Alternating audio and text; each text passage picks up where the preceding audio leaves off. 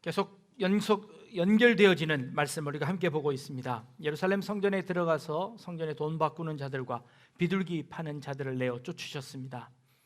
그랬더니 예수님에게 바리새인과 서기관들이 와서 묻습니다. 누가 이 권위를 너희에게 주었느냐? 라고 질문합니다. 그러자 예수님께서 그들에게 거꾸로 다시 질문을 하십니다. 요한의 세례가 하늘로부터냐 아니면 사람으로부터냐? 라고 질문합니다. 그것 대답하면 나도 너희에게 대답해 주마.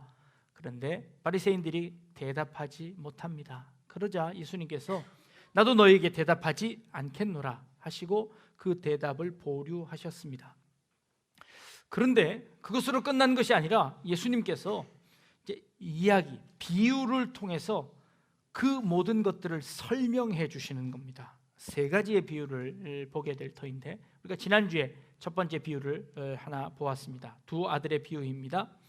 한 아들은 포도원에 가서 일 좀 하거라 그랬더니 아버지 가겠습니다 하고 가지 않은 아들과 안 가겠습니다 라고 했던데 나중에 돌이켜서 가게 된 그 두 아들에 대해서 우리가 한번 살펴보았습니다.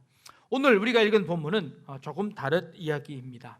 한 이스라엘 땅에서 어떤 한 집 주인이 포도원을 만들었습니다. 그리고 거기에 산 울타리를 두르고 거기에 즙자는 틀도 만들어 놓고 망대도 짓고 농부들에게 세를 주었습니다.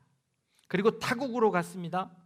그리고 열매 거둘 때쯤 되어서 그 타국에서 종을 보내는 겁니다. 가서 세금을 좀 걷어오너라 하고 종을 보냈더니 이 농부들이 그 세금을 내지 않고 그 온 종들을 때리고 돌려보냅니다. 그러자 이 주인이 괘씸하지만 한 번 더 기회를 주마 다른 종을 보냅니다. 그러자 그 다른 종들도 때려서 상처를 입혀서 보내는 겁니다.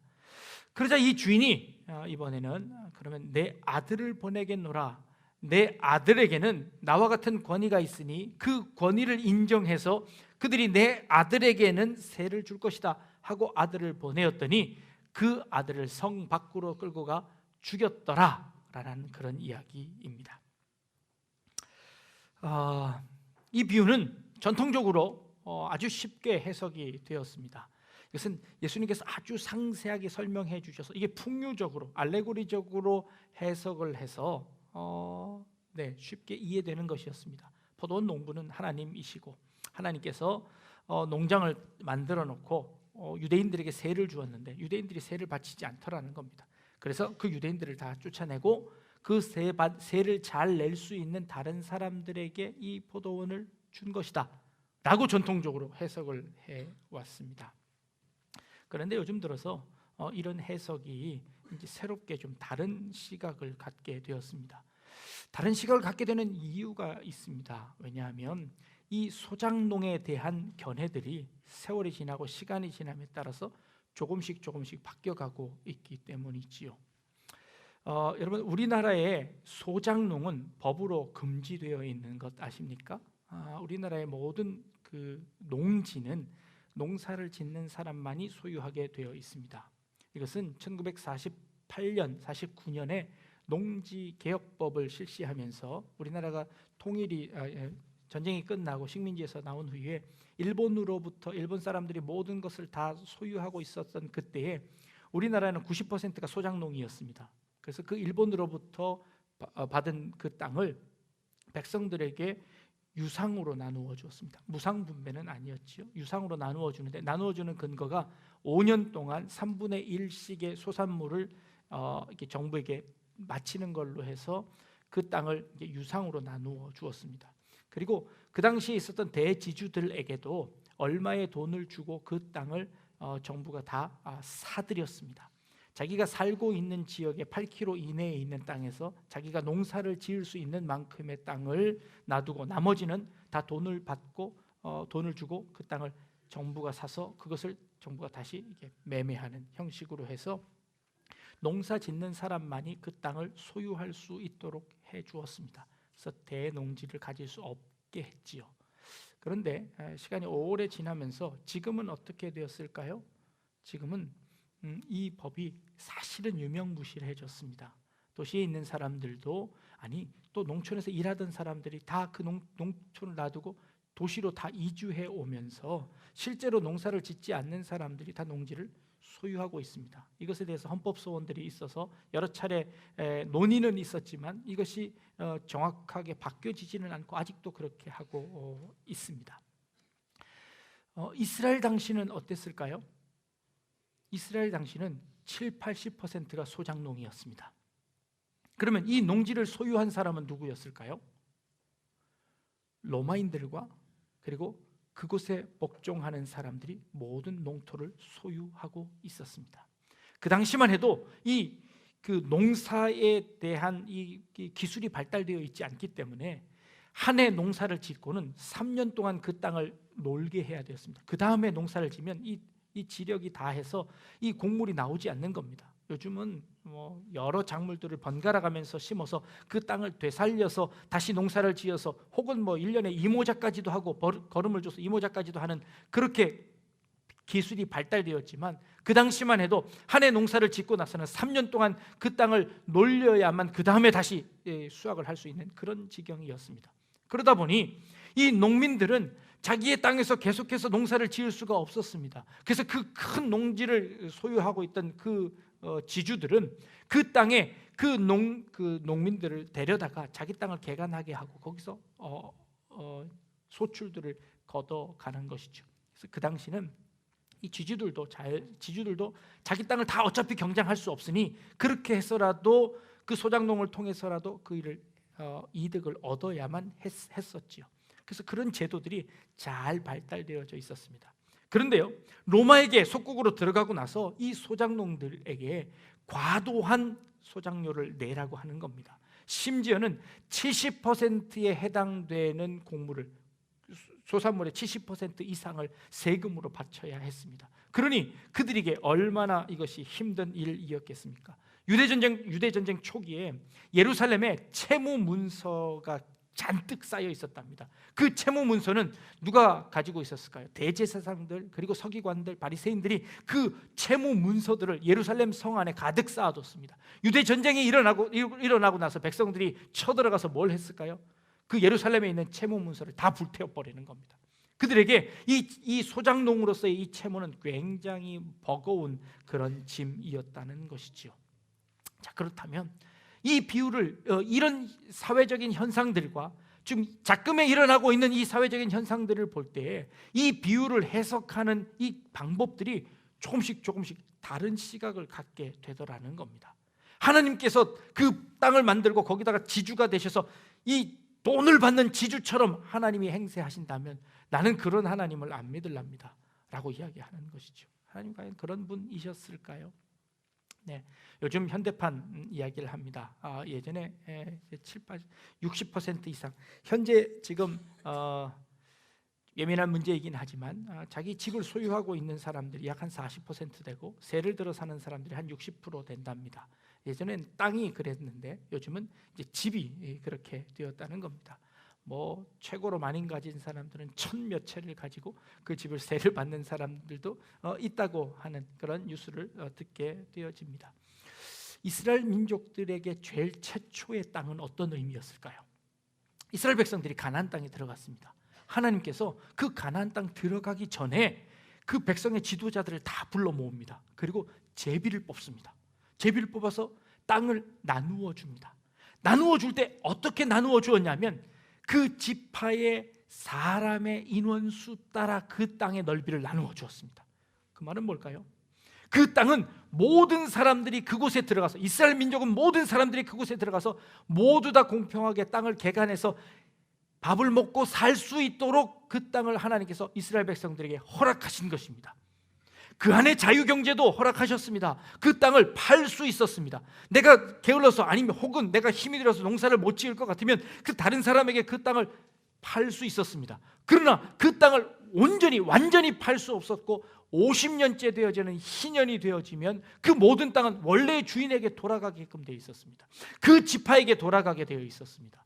그 땅을 50년 동안 그 모든 땅을 다 소유할 수는 없게 되어 있는 것이지요.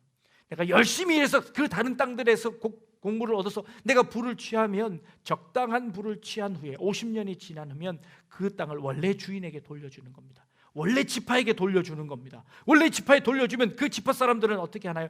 그 자녀 손손들이 그 땅에서 다시 시작할 수 있는 기회를 주는 것이지요. 그렇게 다시 시작해서 이 이스라엘이 흔들리지 않고 튼튼하게 서갈 수 있도록, 하나님의 공의와 하나님의 정의가 온전히 서갈 수 있도록 그런 이스라엘을 만들라고 하나님께서 하셨다는 것이지요. 그런데 인간의 욕심으로 말미암아 이것들이 점점 커지게 되었습니다.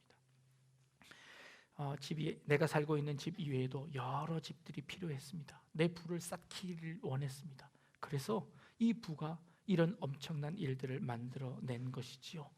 그런 관점에서 볼 때 이 비유는 제목을 뭐라고 붙이면 좋을까요? 포도원 주인의 비유일까요? 아니면 소장농의 비유일까요? 어디에다 관점을 두고 보아야 할 비유일까요? 제가 결정하지 못해서 다른 한 비유를 들으라 라고 제목을 정했습니다. 예수님께서 하신 다른 한 비유입니다. 사실 이 비유는요, 이 두 가지 의미를 다 내포하고 있습니다. 처음에 서론으로 말씀드렸던 것처럼 이 비유의 시작은 무엇입니까? 누가 권위를 가지고 있느냐라는 질문이었습니다. 누가 권위를 가지고 있나요? 하나님께서 이 모든 권위를 가지고 계십니다. 그런데 지금 이 권위를 누가 독점하고 있나요? 유대인들이 독점합니다. 바리새인들이 독점합니다. 서기관들이, 대제사장들이 자신의 힘과 자신의 가진 무력적인 힘을 가지고 이스라엘 백성들의 모든 토지를 다 가져다가 자기가 그 권위를 가집니다. 그 권위에 대항해서 그들을 죽이고 그들에게 빼앗으려고 하는 사람들은 어떤 사람들입니까? 농민들입니다. 그들은 무슨 권위를 가지고 그 일을 하고 있나요? 그들은 자신들의 가지고 있는 그 권위를 가지고 그것을 빼앗아 자기가 그것을 취득 얻으려고 하고 있습니다. 누구의 힘을 빌려서요? 메시아의 힘을 빌려서 그것을 하려고 한다는 것이지요. 그들이 예수님을 찬양했습니다. 예수님이 예루살렘 성에 들어오는 것을 보시고 예수님을 향해서 호산나 찬양을 했습니다. 그들이 예수님을 찬양한 이유는 뭘까요? 그 예수님을 통해서 내가 갖지 못했던 그 이익을 얻기 위해서입니다. 내가 빼앗겼던 그것을 얻기 위해서였습니다. 그들이 원하는 것은 무엇이었나요? 그 땅을 얻는 것이었습니다. 예수님께서 지금 하시는 말씀은 무엇인가요? 결국 그 권위가 어디서 왔느냐라는 겁니다. 하늘로부터냐 아니면 사람으로부터냐라는 것이지요. 결국 이 유대인들의 지도자였던 대제사장들도 마찬가지였고, 그리고 예수님을 환호했던 그 백성들도 마찬가지였고, 그리고 그 예수님을 따랐던 제자들도 마찬가지였습니다. 그 예수님으로부터 각각 모두 다 자기의 권위를 얻으려고, 자기의 유익을 얻으려고, 자신의 이익을 얻으려고 예수님을 따랐고, 때로는 예수님을 배척하기도 했고, 때로는 그 예수님을 스승으로 섬기려고 했던 그들의 모습 속에서 예수님께서 이 비유를 해주시는 겁니다. 그리고 오늘 우리가 읽지 않았지만 그 비유의 마지막 즈음에 예수님께서 이런 말씀을 하십니다. 예수께서 이르시되 너희가 성경에 건축자들이 버린 돌이 모퉁이의 머릿돌이 되었나니 이것은 주로 말미암아 된 것이요 우리 눈에 기이하도다 함을 읽어본 일이 없느냐라고 묻습니다. 시편 118편 22절에 있는 말씀을 들어서 예수님께서 이 모퉁이 돌이라는 이 말씀을 하십니다. 이 비유에서 맨 마지막에 그 주인이 아들을 보냈습니다. 그런데 그 아들을 마저 그들이 죽이는 것이지요. 그것도 성 밖에 나가서, 포도원 밖에 나가서 그를 죽였다라고 성경은 표현합니다. 이 아들이라는 것, 그들을 아들을 버렸습니다. 이 아들은 히브리어로 벤이라는 뜻입니다. 벤호 하면 호의 아들입니다. 이 벤은 아들이라는 뜻입니다. 히브리어로 돌이라는 뜻은 에벤이라는 단어입니다. 이 두 가지의 비슷한 단어를 워드 플레이라고 하는데 이 두 단어를 이용해서 그 의미를 우리에게 더 자세하게 알려주시는 겁니다. 너희가 아들을 내쫓았느냐, 아들을 버렸느냐, 그 버린 건축자의 버린 돌이 모퉁이 돌이 되었느니라 라고 설명해 주시는 겁니다. 모퉁이 돌은 무엇이냐 하면, 우리가 건축을 하면 가운데 모퉁이 돌 해서 머릿말 해서 거기다가 몇 년에 짓고 이렇게 쓰는 겁니다. 현재는 그렇게 쓰지만 예전에 이 이스라엘 당시에 모퉁이 돌이라는 것은 주춧돌을 놓기 전에 기준이 되는 돌입니다. 이 돌이 흐트러지면 집이 무너집니다. 그 주춧돌 제일 기묘하게, 제일 소중하게 쓰이는 돌이 주춧돌입니다. 그 주춧돌이었건만 그 이스라엘 사람들은 그것을 건축자들이 버린 것처럼, 쓸모없는 것처럼 버렸다는 것입니다. 그 돌이 그 건물을 세워나갈 그렇게 소중한 돌임에도 불구하고 그들은 그 돌을 버린 바 되었다는 것입니다. 그러나 그 건축주가 하나님이 새로운 건물을 지으시는데 그 건물에 모퉁이 돌로 그 돌을 사용하셨다는 것이죠. 그 아들을 그렇게 사용하셨다는 겁니다. 그 아들이 누구신가요? 예수 그리스도이십니다.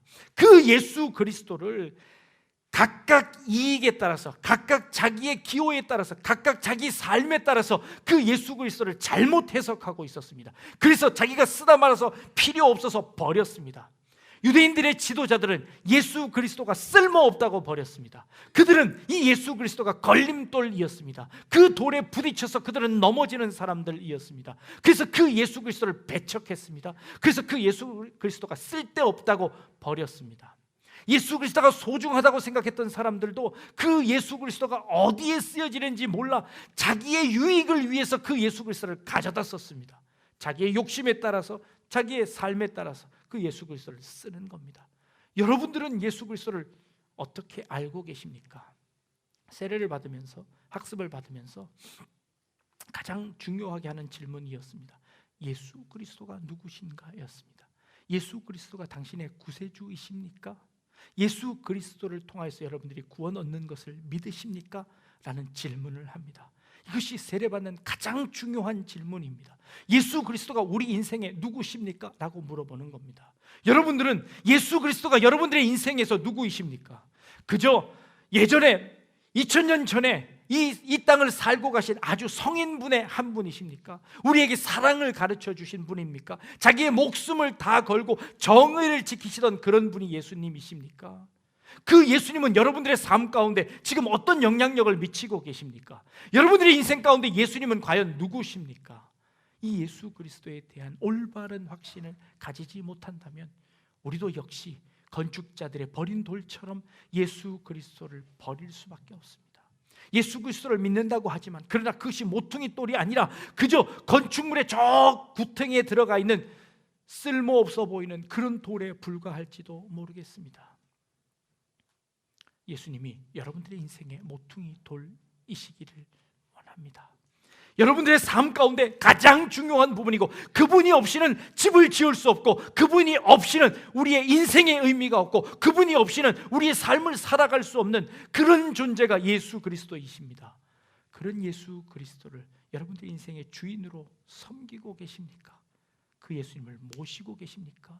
그분께 여러분들의 인생의 모든 권위를 맡기셨습니까? 그분이 여러분들의 인생의 권위를 붙잡고 계십니까? 아니면 여전히 여러분이 여러분들의 인생의 주인이 되어서 여러분들이 그 권위를 가지고 계십니까? 여러분 자신들을 다시 한번 돌이켜 볼 수 있기를 원합니다. 바리새인들은 나름대로 예수를 버렸습니다. 예수를 좋아한다는 그 사람들도 자기 멋대로, 자기 마음대로 예수 그리스도를 가져다 썼습니다. 지금 이 시대도 마찬가지입니다. 우리 마음대로 예수 그리스도를 해석하고 내 좋을 대로, 내 기호에 따라서, 내 필요에 따라서 예수 그리스도를 들어 사용하는 그런 분이 아니라 우리 인생의 기초이고 우리 삶의 기초이고 우리 모든 것의 기본이 되시는 그 주춧돌이 되시는 그 예수 그리스도야말로 우리의 모든 것이고 모든 권위를 가지실 수 있는 분임을 인정하는 것입니다. 그 예수 그리스도를 모퉁이 돌로 삼고 예수를 의지하며 살아가는 그런 우리 성도님들 다 되실 수 있기를 주님의 이름으로 축복합니다. 기도하겠습니다. 하나님, 예수님이 우리 인생의 모퉁이 돌이심을 믿습니다. 우리 인생에서 가장 모든 권위들을 주님께 넘겨드리게 하시고 그리고 그 주님만 믿고 그 주님만 따라가는 삶이 되게 하여 주옵소서. 오늘 학습을 받고 세례를 받고 유아 세례를 받은 사람들이 우리 그 입술로 고백했던 것처럼 예수만이 우리의 구주이시고 예수만이 우리의 메시아이시고 예수만이 우리의 모퉁이 돌이심을 고백했던 그 고백이 흔들리지 않게 하시고 천국 가는 그날까지 주님 앞에 드려지는 고백이 되게 하여 주옵소서. 감사드리며 예수님의 이름으로 기도합니다. 아멘.